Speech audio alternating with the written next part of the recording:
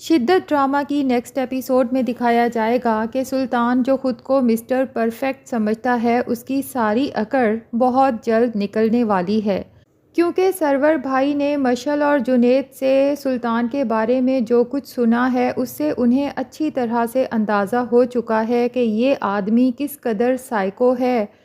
اور بجائے خود کو سدھارنے کے لیے اپنے گناہوں پر پردہ ڈالنے کے لیے اسرا کے ساتھ یہ سب کر رہا ہے،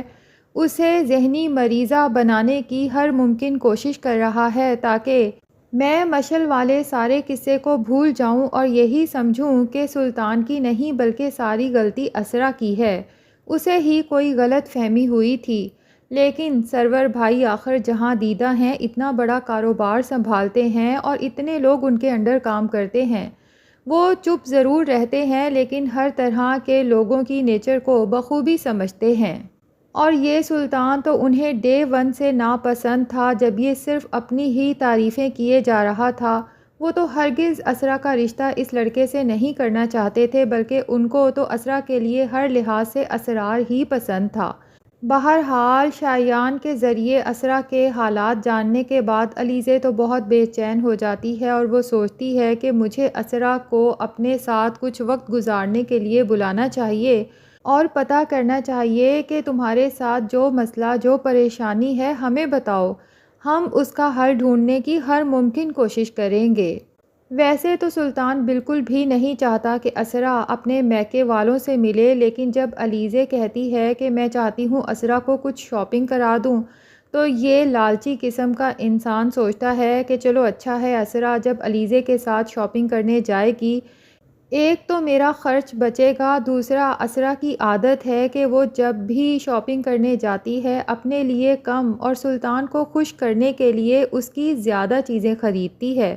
اور لیتی بھی ہمیشہ برانڈڈ چیزیں ہیں جو سلطان اپنی تنخواہ میں تو کم سے کم افورڈ نہیں کر سکتا۔ اس لیے وہ بخوشی اسرا کو علیزے بھابھی کے ساتھ جانے کی پرمیشن دے دیتا ہے، لیکن ساتھ ہی اسے سختی سے کہہ دیتا ہے کہ اگر اس گھر کی بات باہر گئی تو یاد رکھنا مجھ سے برا کوئی نہیں ہوگا۔ تو جناب علیزے تو شاپنگ کے دوران ہی یہ بات نوٹ کر لیتی ہے کہ اسرا بہت زیادہ اپسیٹ ہے۔ اب وہ کس ذہنی دباؤ کا شکار ہے، یہ جاننے کے لیے علیزے سوچتی ہے کہ اسرا کو کچھ دن کے لیے اپنے ساتھ اپنے گھر لے جانا چاہیے۔ تو سلطان بھی اسرا کے پیچھے پہنچ جاتا ہے، دکھاتا تو یہ ہے کہ مجھے اسرا سے بہت پیار ہے، میں اس کی بہت کیئر کرتا ہوں، اس لیے پہنچ گیا تھا، جبکہ اصل مقصد یہ ہے کہ اسرا کو ایک دفعہ پھر دھمکایا جا سکے کہ خبردار اگر میری کوئی بھی بات اپنے گھر والوں سے کی، خاص طور پہ مشعل والے واقعے کو، تو بالکل گول کر جانا اور سارا الزام اپنے اوپر لے لینا۔ اب اسی دوران میں سلطان کو ڈرائیور کی کال آ جاتی ہے، لیکن حیرت کی بات یہ ہے کہ آج سے پہلے تو کبھی بھی یہ نہیں دکھایا گیا کہ سلطان کے گھر میں کوئی ڈرائیور بھی موجود ہے، کیونکہ اس سے پہلے ایک دفعہ اسرا نے جب علیزے کے ساتھ شاپنگ پہ جانا تھا اور سلطان سے اس کی گاڑی چلانے کے لیے مانگی تھی، تو سلطان نے صاف منع کر دیا تھا کہ بھائی میں تو اپنی پرسنل چیزیں کسی کو استعمال کے لیے نہیں دیتا، حالانکہ وہ گاڑی گفٹ بھی اسرا کے بھائی نے کی تھی۔ بہرحال اسرا کو یہ کہہ دیا تھا کہ اگر تم نے جانا ہی ہے تو یا تو علیزے بھابھی سے کہو کہ تمہیں پک کر لیں یا پھر کوئی بھی پک اینڈ ڈراپ کی سروس اویل کر لو۔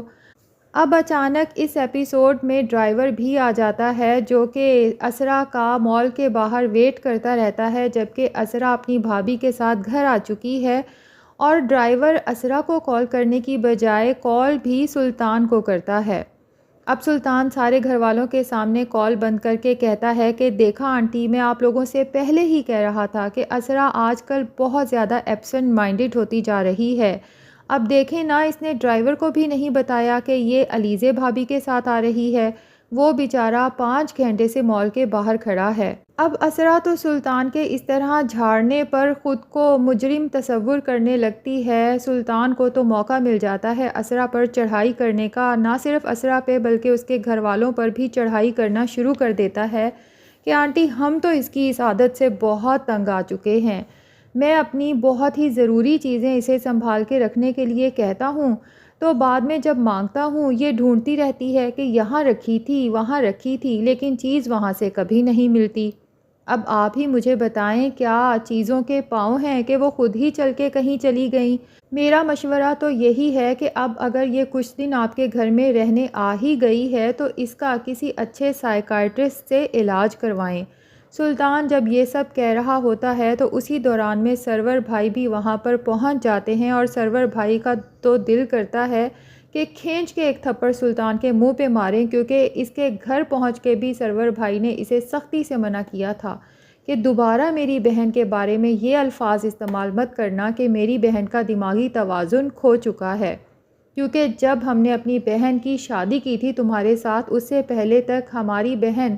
بہت ذہین، بہت خوش رہنے والی لڑکی تھی۔ ہاں، تم سے شادی کے بعد ہو سکتا ہے کہ وہ ڈپریشن کا شکار ہو چکی ہو، اور خوشی تو اس کے چہرے پر ہم بھی دیکھ رہے ہیں کہ نظر ہی نہیں آتی، بلکہ 24 گھنٹے ایک ٹینشن ہے جو اس کے چہرے پر رہتی ہے، اور یقیناً یہ ٹینشن سلطان کی ہی وجہ سے ہے۔ تو سرور بھائی وہاں سے سلطان کو بے عزت کر کے گھر بھیج دیتے ہیں کہ تم جا سکتے ہو یہاں سے، ہماری بہن ابھی کچھ دن یہیں پر رہے گی۔ سلطان وہاں سے تو چپ چاپ چلا جاتا ہے، لیکن وہ سلطان ہی کیا جو اپنی بے عزتی پر چپ ہو جائے اور بدلہ نہ لے۔ اب اس کا نیکسٹ ٹارگٹ سرور بھائی اور اسرا کے باقی سب گھر والے ہی ہیں، جن کی موجودگی میں سرور بھائی نے اس کی اس قدر انسلٹ کی ہے۔ تو وہ اب اسرا کا کچھ ایسا ویک پوائنٹ پکڑنا چاہتا ہے کہ اس کے گھر والے بھی سلطان کے احسان مند ہو جائیں کہ اگر اس نے ہماری بہن سے شادی کی ہے تو بہت ہی بڑا احسان کر دیا ہے۔ اب وہ اس سلسلے میں طلعت کو استعمال کرتا ہے اور اسے کہتا ہے کہ اس سے پہلے کہ وہ لوگ ہم پہ چڑھائی کریں ہم ان پہ سوال کر دیں گے۔ طلعت کہتی ہے کیسا سوال؟ جس پر سلطان کہتا ہے کہ سب سے پہلے تو آپ نے کال کر کے انہیں حالہ کی خوشخبری سنانی ہے، اس کے بعد انہیں احساس دلانا ہے کہ آپ کی بیٹی کی شادی ہماری بیٹی سے بہت پہلے ہوئی تھی، لیکن اس کے باوجود بھی اس نے ہمیں ابھی تک کوئی خوشخبری نہیں دی، اور انہیں یہی کہنا ہے کہ اسرا ماں بننا ہی نہیں چاہتی۔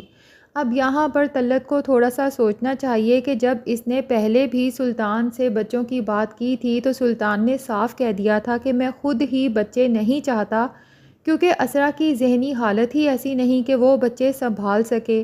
اب اس کے پیچھے اصل ریزن کیا ہے، سلطان بچے کیوں نہیں چاہتا، یہ تو بہرحال ہمیں آنے والی ایپیسوڈز میں پتہ چلے گا۔ لیکن طلعت ایسی بیوقوف عورت ہے کہ بجائے سلطان کو سمجھانے کے کہ اس طرح کے طعنے اور اس طرح کی باتیں کرنے سے رشتے مزید کمزور ہوتے ہیں، مضبوط نہیں ہوتے، فون کھڑکا دیتی ہے اسرا کی ماں کو اور اسے یہ ساری باتیں کہہ دیتی ہے، جس پر اسرا کی ماں کافی پریشان تو ہو جاتی ہے۔ اور جب علیزے کہتی ہے کہ اماں مجھے سلطان پر غصہ تو بہت آیا تھا جب وہ ہماری اسرا کو بار بار ذہنی مریضہ کہہ رہا تھا، کیونکہ ہماری اسرا ذہنی مریضہ تو ہرگز نہیں ہے، ہاں لیکن یہ بات میں نے نوٹ کی ہے کہ اسرا کسی بہت بڑے دباؤ کے زیر اثر ہے اور ڈپریشن کی شکار ہوتی جا رہی ہے، تو میرے خیال سے ہمیں اس سلسلے میں کم سے کم کسی سائیکائٹرسٹ سے چیک کروا لینا چاہیے۔ تو اسرا کی ماں کہتی ہے کہ اب سائیکالوجسٹ سے نہیں بلکہ کسی گائناکالوجسٹ سے اسرا کو چیک کروانا چاہیے، جس پر علیزے حیران ہو کر اپنی ساس کو دیکھتی ہے کہ ایک بچی ذہنی دباؤ کا شکار ہے، ڈپریشن کا شکار ہے، اور ہمیں یہ ٹینشن ہو رہی ہے کہ اس کے ہاں ابھی تک اولاد کی خوشخبری کیوں نہیں آئی۔ جب وہ اس بات کا اظہار اپنی ساس سے کرتی ہے تو وہ کہتی ہیں کہ یہ میری نہیں بلکہ سلطان کے ماں باپ کی خواہش ہے، وہ سلطان کے بچوں کی خوشی دیکھنا چاہتے ہیں۔ دوسری طرف پریزے نوفل سے کہتی ہے کہ اب ہمیں سلطان والا چیپٹر ہمیشہ کے لیے کلوز کر دینا چاہیے، میں اب اس شخص کے بارے میں مزید کوئی بھی بات کرنا نہیں چاہتی، لیکن نوفل اسے سمجھاتا ہے کہ پریزے تم تو ایک اسٹرانگ نروز کی بہادر لڑکی ہو، اسی لیے تم نے اپنے غم پر جلدی قابو پا لیا ہے، لیکن کیا تم نے ان لڑکیوں کے بارے میں کبھی سوچا جو سلطان کے دیے گئے زخموں کی وجہ سے پتہ نہیں کس طرح در بدر کی ٹھوکریں کھا رہی ہوں گی، اپنے گھر والوں اور دنیا والوں کی نظروں میں کتنی بری بن چکی ہوں گی،